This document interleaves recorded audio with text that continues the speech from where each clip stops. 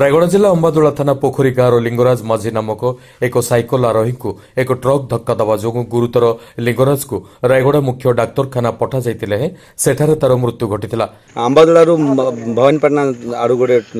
बजेई truck जाऊला से समय आमर पोखरी गाँव जड़े स्थानीय लोक लिंगराज माझी को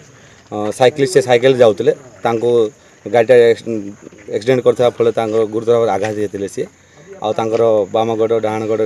पूरा क्षत विक्षत होता स्थानीय मेडिकल को पठेलु आम स्थानीय लोक सहायतार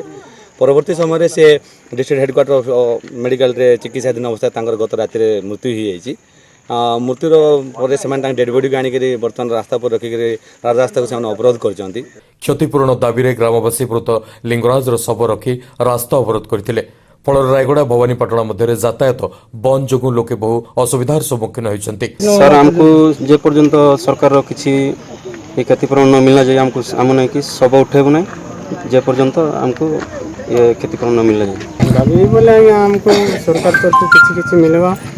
आम दशा करवा लगी इंश्योरेंस सरकार। अंबादोला रमाकांत पड़ाल ओडिशा टाइम्स।